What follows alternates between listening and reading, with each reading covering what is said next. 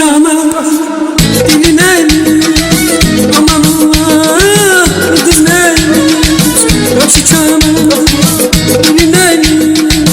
aman Allah kız neymiş Sevip ölmek başka şeymiş öldürecek kız neymiş Sevip ölmek başka şeymiş öldürecek kız neymiş O şahzade ben de sahip aklım oldum bayılmayım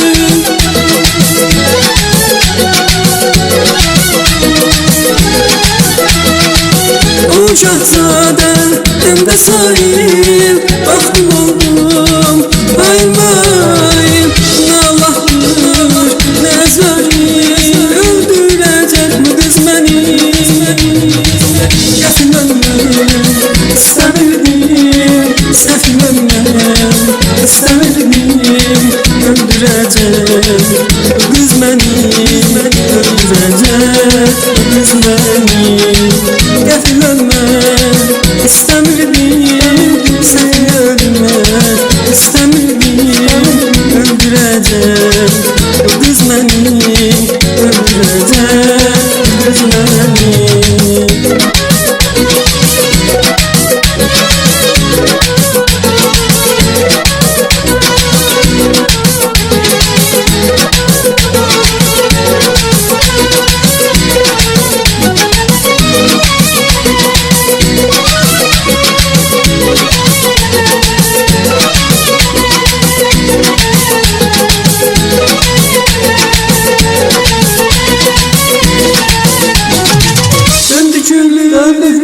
Hatasına salı beştin hatasına Döndü gülüm hatasına salı beştin hatasına Haber verin hatasına öldürecek gözleri Salı beştin hatasına öldürecek o gözleri O şahzade ben de sahip baktım oldum bayılmayım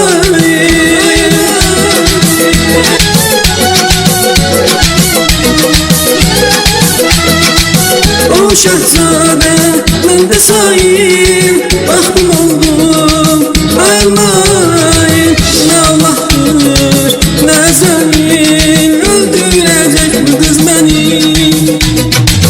Sefil ölmek istemirdim Sefil ölmek istemirdim Öldürecek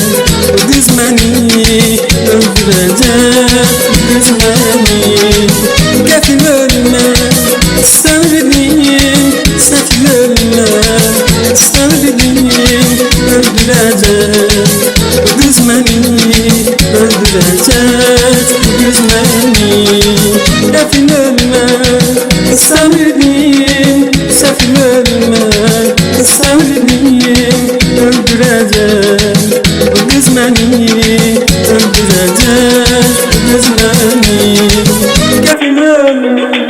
istemirdim Sefil ölmek istemirdim Öldürecek bu kız beni Öldürecek bu kız beni